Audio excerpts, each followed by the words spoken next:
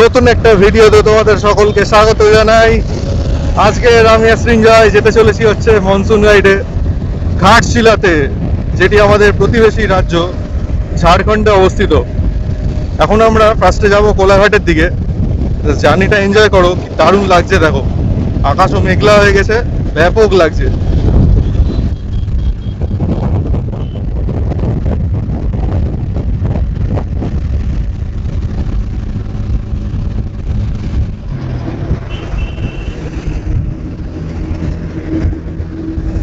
অনেক দিন ধরে ইচ্ছে ছিল ঘাটশিলা যাওয়ার, কিন্তু সময় হয়ে উঠছিল না।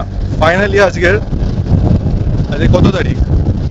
আজকে হচ্ছে 20 জুলাই, বেরিয়ে পড়েছি ঘাটশিলার উদ্দেশ্যে। কোন জায়গাতে আছি এখন?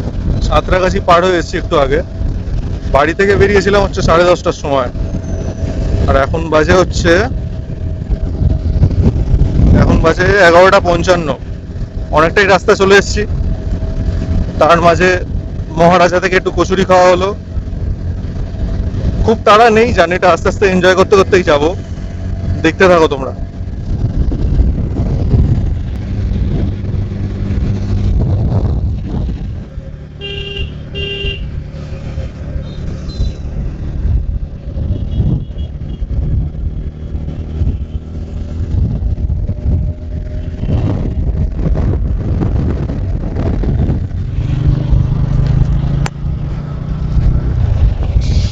এটা আমরা চলে এসেছি জলার ধুলাগড় না জায়গাটা? ধুলাগড় টোল প্লাজা ক্রস করছি এখন।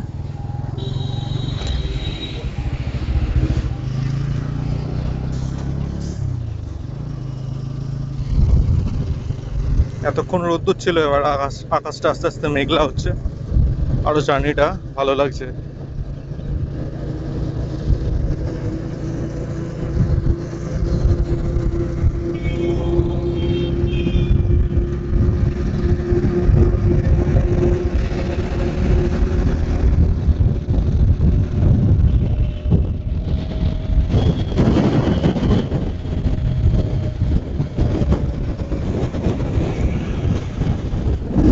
এখান থেকে এখনো অনেকটা সময় বাকি আছে।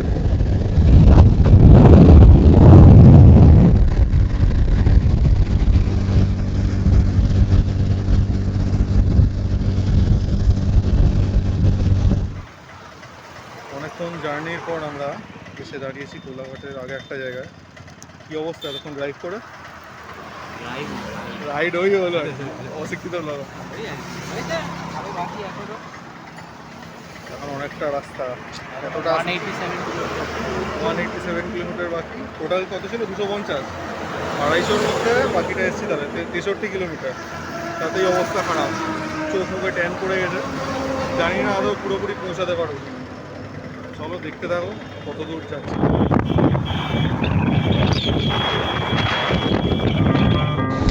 সত্যি বলতে অনেক দিন ধরে আমি ভাবতাম যে কবে এরকম মোটর রাইডে যাওয়ার চান্স হবে আমার, স্পেশালি এরকম মনসুন রাইড। তো আজকের ফাইনালি সেটা সত্যি হতে চলেছে। আগে খালি মোটো ব্লগ থেকেই কাটাতাম, আর ভাবতাম যে কবে যাব, নিজে এক্সপিরিয়েন্স করব। এটা সিরিঞ্জের জন্যই পসিবল হলো। দুজনে মিলে প্ল্যান বানালাম যে চল ঘাটশিলাতে যাওয়া যাক। তো সেই মতোই হঠাৎ করেই বেরিয়ে পড়লাম বাড়ি থেকে। তো জানি না যেতে কতক্ষণ লাগবে। আমার বাড়ি থেকে ঘাটশিলার ডিস্টেন্স দেখাচ্ছিল 260 কিলোমিটার। এত রাইড তো কখনো করিনি এর আগে। হায়েস্ট রাইড ছিল 80 কিলোমিটার, তাও আবার একদিনে গিয়েছি, তার পরের দিন ফিরেছি। তাই সত্যি জানি না যে যেতে কতক্ষণ লাগবে। তবু যেতে থাকি, দুই বন্ধু মিলে একসাথে বেরিয়ে পড়েছি, পৌঁছে তো যাবই।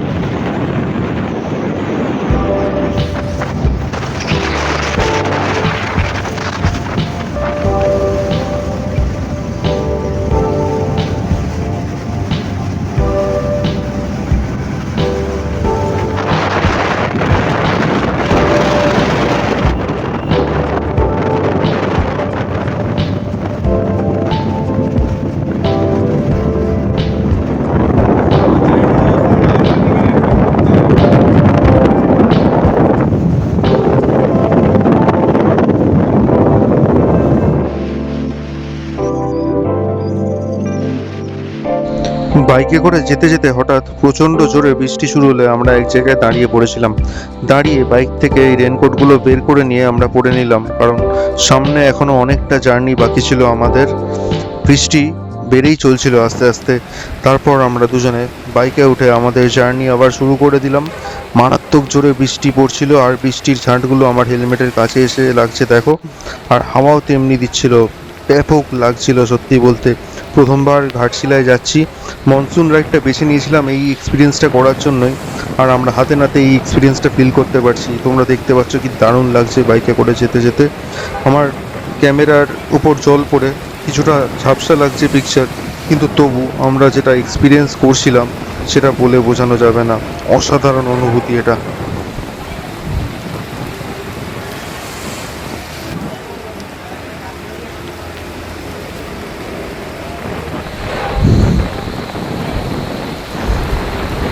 সত্যি বলতে যেমন রোমাঞ্চকর লাগছিল, তেমনি মাঝে মাঝে একটু ভয়ও লাগছিল, কারণ প্রচণ্ড বৃষ্টির কারণে রাস্তাগুলো বেশ স্লিপারি হয়ে যাচ্ছিল, আর পাশ থেকে গাড়িগুলো যা স্পিডে বেরিয়ে যাচ্ছিল। মাঝে মাঝে ভয় লাগছিল পিছনে এসে ধাক্কা না মেরে দেয়। যাই হোক, তবু সৃঞ্জয়ের উপর ভরসা ছিল যে ও ভালোভাবেই রাইড করে নিয়ে যাবে আমাদের ঘাটশিলা অবধি। তাই ওর উপর ভরসা করে আমরা এগিয়ে চললাম আমাদের ডেস্টিনেশনের দিকে। দেখো জাস্ট পিছনে মেঘলা আকাশ, আর তার মধ্যে বাইক রাইডটা এনজয় করছি দুজনে। অসাধারণ অনুভূতি। যারা এই বাইক রাইডে মনসুনে গিয়েছে কোথাও, তারাই এই অনুভূতি জানে।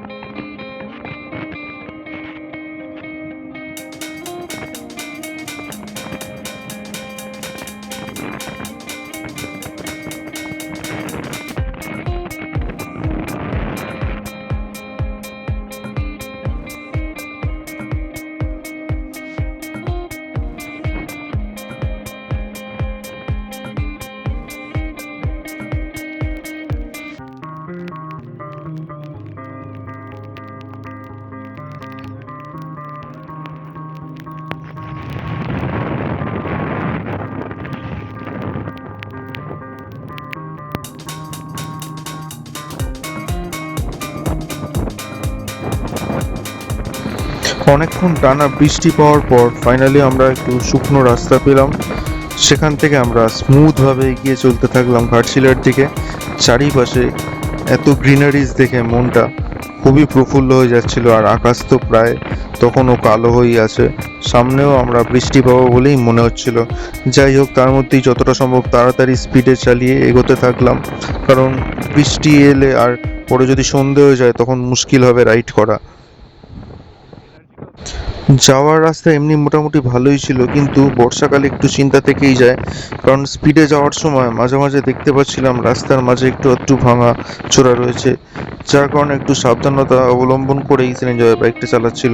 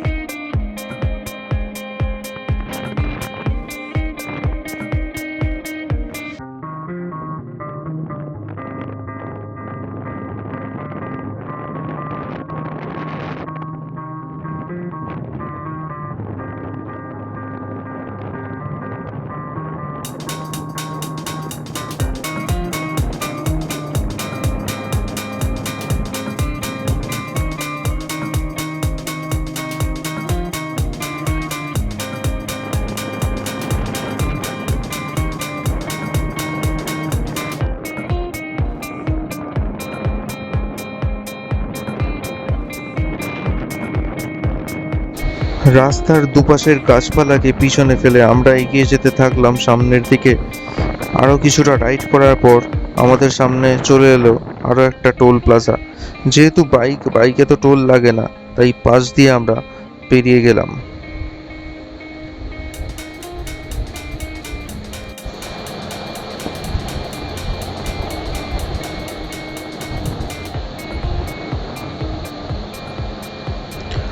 টোল প্লাজা পেরোনোর কিছুক্ষণ পর এরকম মাখনের মতো রাস্তা দিয়ে আমাদের গাড়ি রকেটের স্পিডে ছুটতে থাকলো। কতক্ষণে পৌঁছাবো এটাই তখন আমাদের মনের মধ্যে ভাবনা চলছে। চারিদিকে সুন্দর দৃশ্য দেখছি আর বাইকের রাইডটাকে উপভোগ করছি। তোমরা কে কে এরকম রাইডে যাও কমেন্ট করে অবশ্যই জানিও।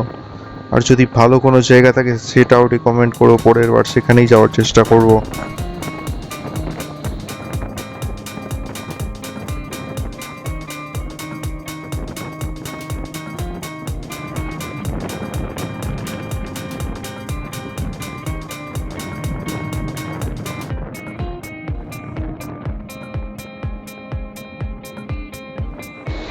আমরা যত এগোতে থাকছিলাম চারিদিকের পরিবেশ ততই যেন ধীরে ধীরে পরিবর্তিত হতে থাকছিল।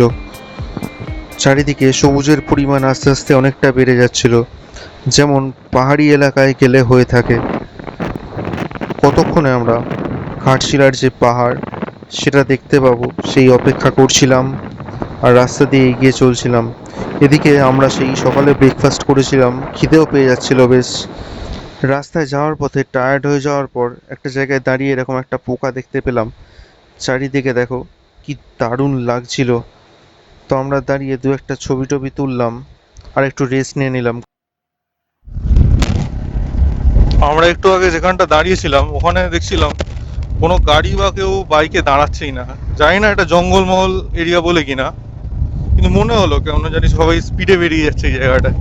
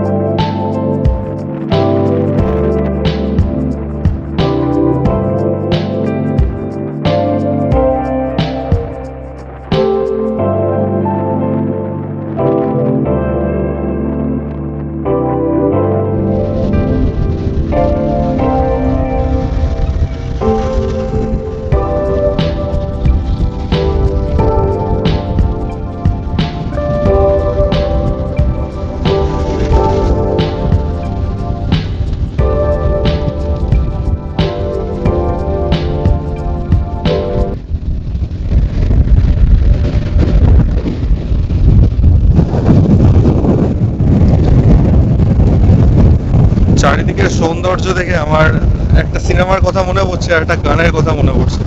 সিনেমাটা হলো দুই পৃথিবী আর গানটা হলো দুই পৃথিবী কিসের চাহিদা ঘর ছাড়া,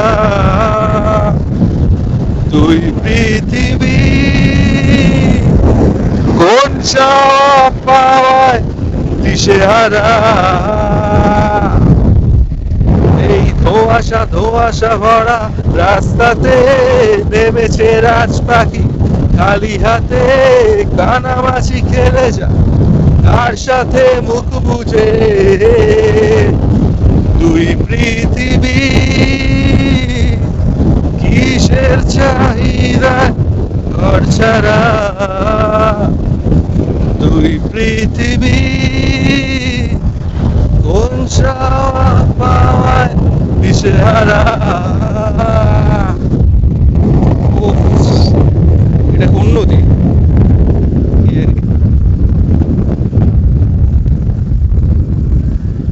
বর্ষায় কাদা গলা জল পুরো রং চেঞ্জ।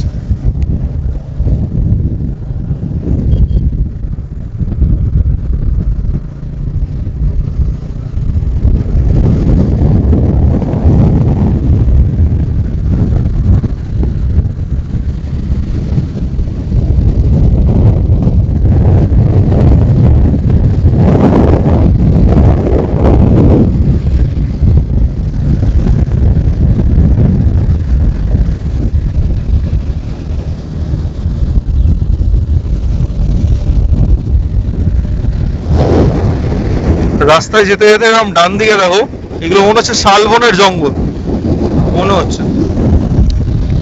তোমরা জানলে কমেন্ট করো।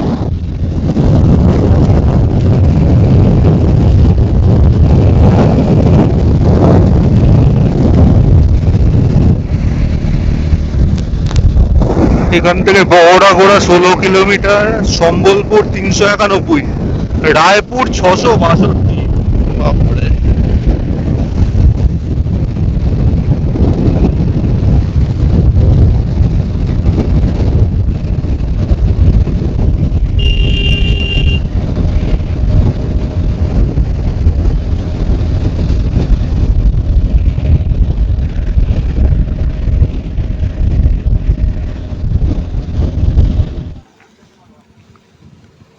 আমরা একটু আগে ঝাড়খণ্ডে এন্টার করে গেছি। সিনজয় ওখানে পেট্রোল ভরানোর জন্য দাঁড়িয়েছে হাইওয়ের ধারে একদম।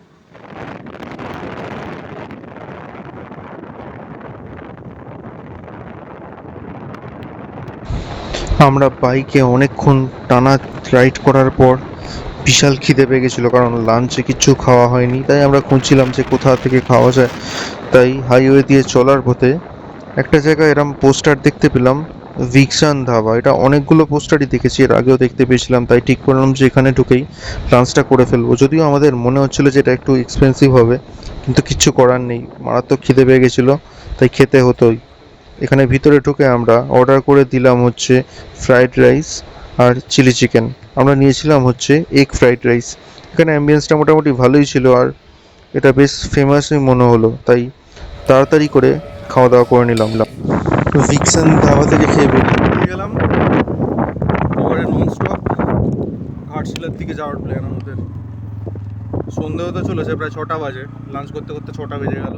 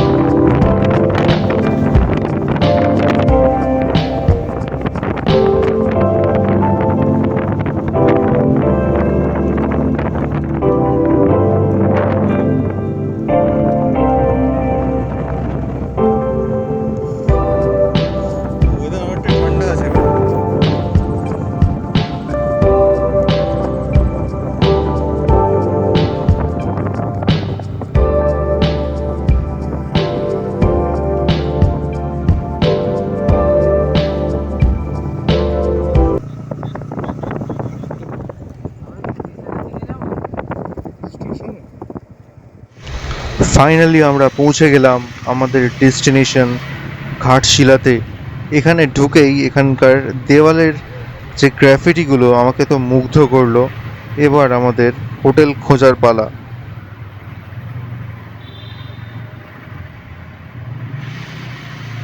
দীর্ঘ দীর্ঘ 8-9 ঘন্টা জার্নির পর আমরা ফাইনালি এসে পৌঁছালাম ঘাটশিলাতে।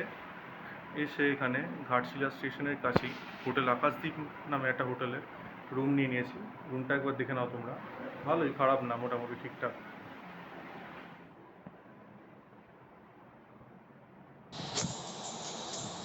আমাদের রুমে এরকম একটা সোফা ছিল, আমরা গিয়েই সঙ্গে সঙ্গে চেঞ্জ করে নিয়েছিলাম।